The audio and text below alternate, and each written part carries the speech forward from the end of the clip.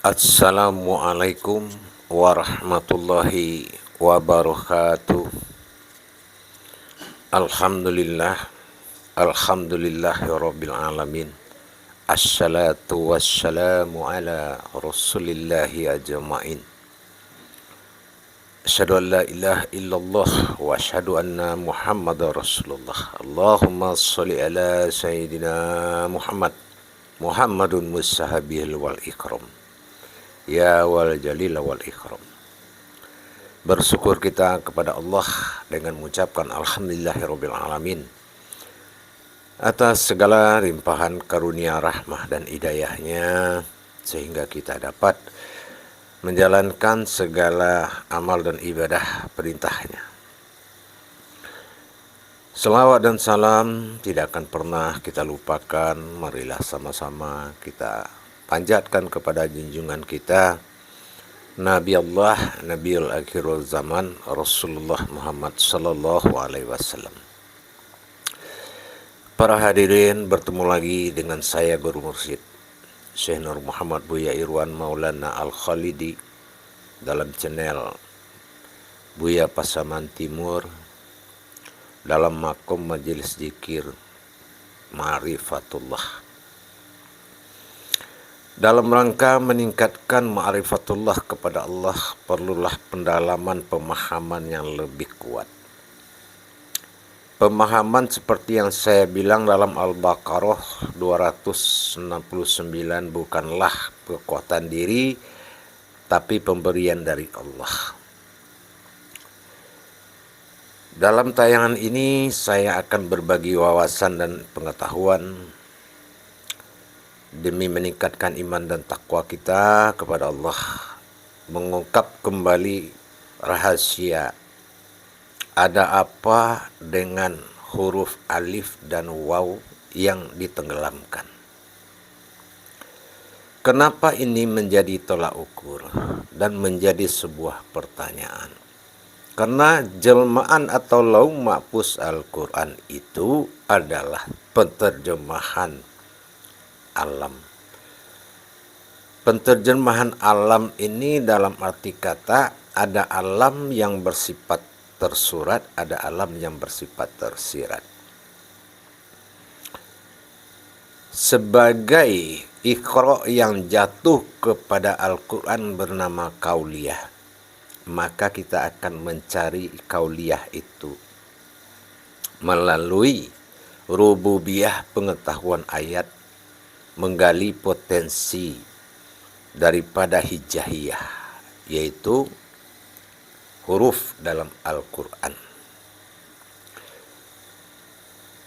Dihalalkan dua perkara mencari Allah, yaitu diri dan sunnahnya Al-Quran.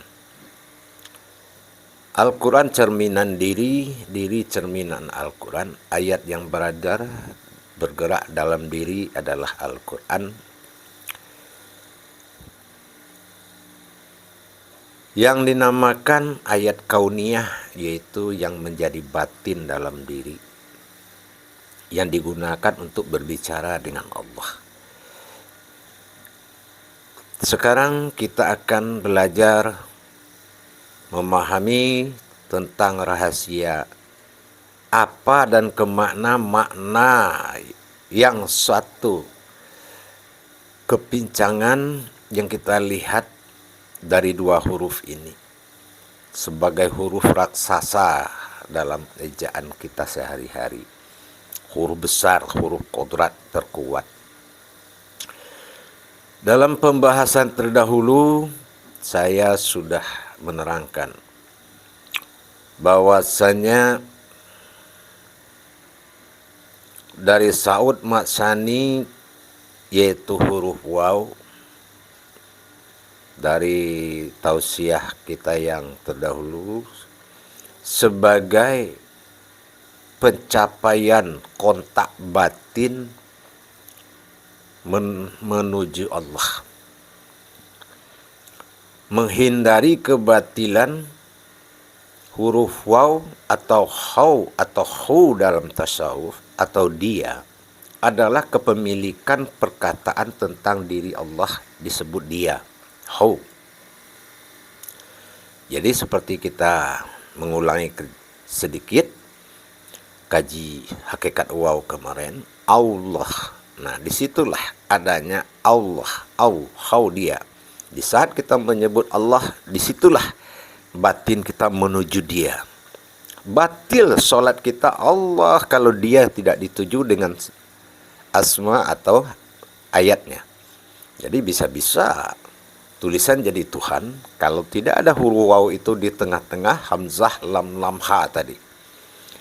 Nah, disinilah kenapa alif hilang dalam bismillah, waw hilang dalam kalimat Allah. Allah.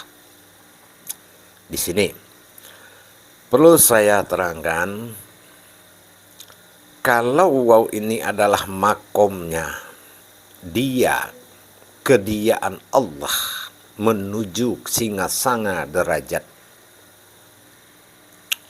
maka alif seperti yang pernah kita juga mengkaji, itu adalah makom diri, kedirian Allah, keisanan, kehambaan Allah pada diri. Sifat kemanusiaan Allah pada diri dinamakan hamba atau diri sifat. Nah, di sini makomnya alif, dikatakan alif terlihat setelah hidupnya batin zat dan nur maujud menjadi alif nama khodamnya. Jatuhnya pada sifat kodrat diri. Nah, itu. Maka alif dan waw tadi, kalau kita sandingkan, waw ini diangkat ke atas alif menjadi domah, maka dia akan disebut u. Nah, kalau dia u, zikirnya adalah sir yang disebut atau dikenal dengan Nah, adalah tajali, gerakan. Gerakan yang dikerjakan oleh diri kita atau napas kita.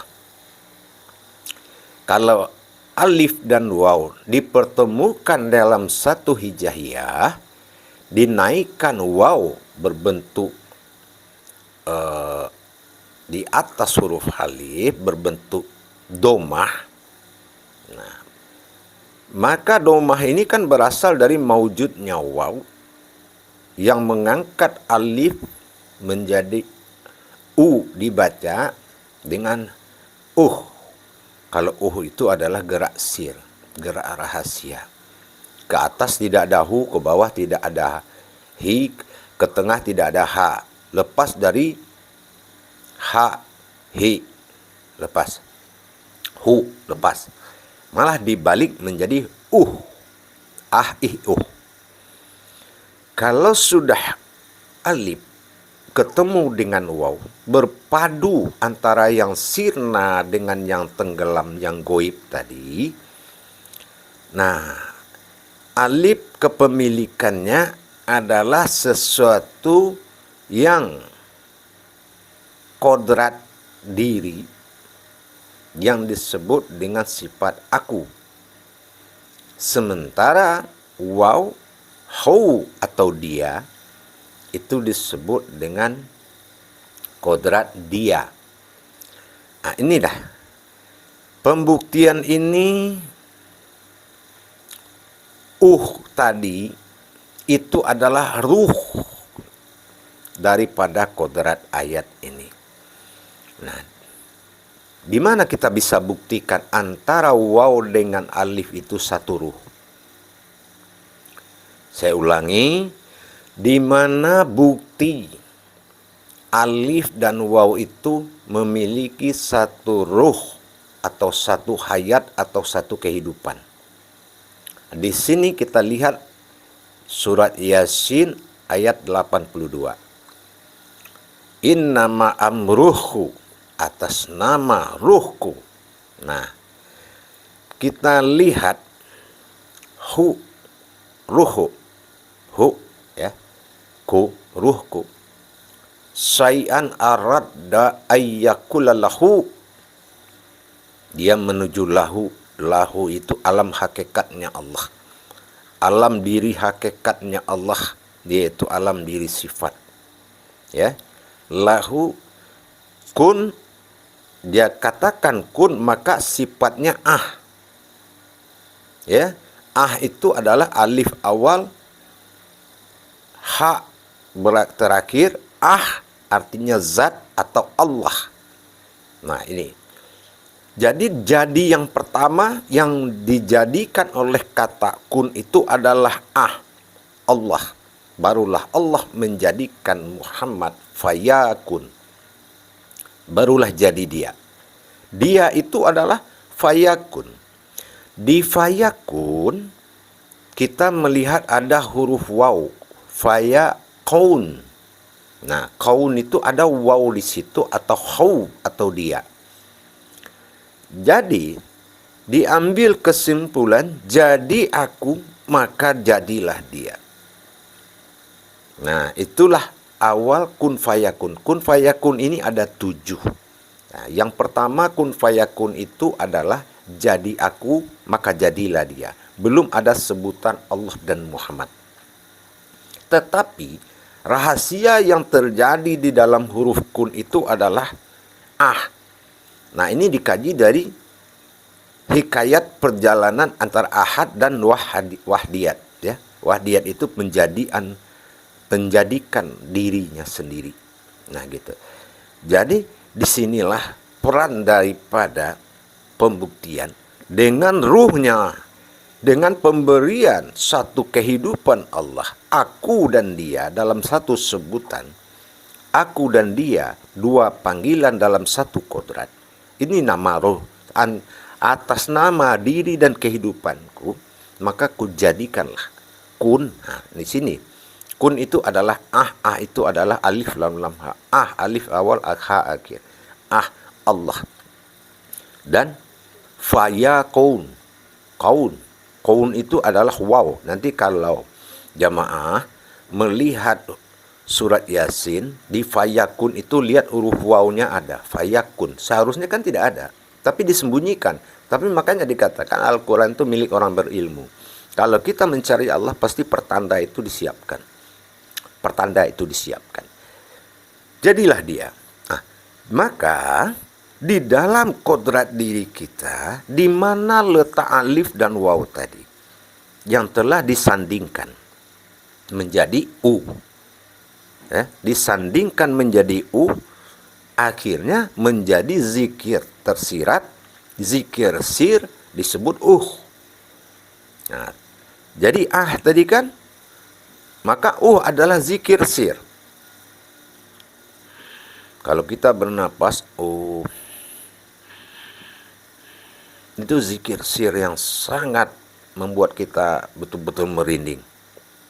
Nah, tapi di dalam menjalankan ini, di mana letak waw atau haudianya tadi, pusat batin untuk menuju Allah. Batin manusia mencari batinnya Allah dalam berdoa, dalam menyembah. Diri manusia mencari diri dalam alif. Nah, disinilah. Tapi dalam nyatanya, di dalam munajat batin, wujud Allah dalam batin. Ternyata, ya, ada aku dalam dia. Nah, di sini nih. Maka jatuhlah makom daripada huruf ini.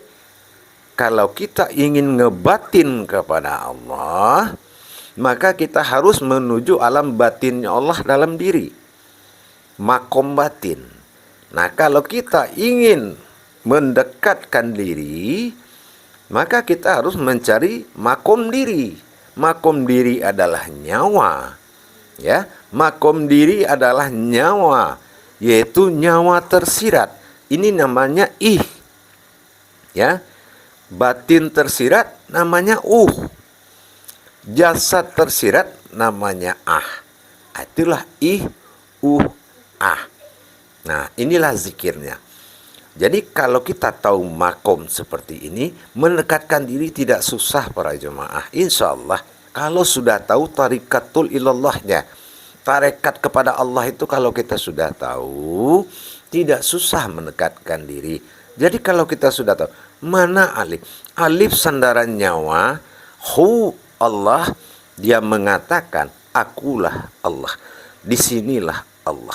Itulah pekerjaan nyawa yang selalu berzikir. Batin zikir nyawa dinamakan nufus.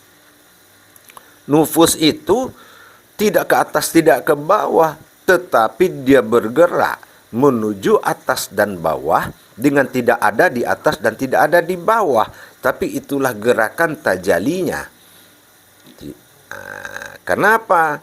An, in, un.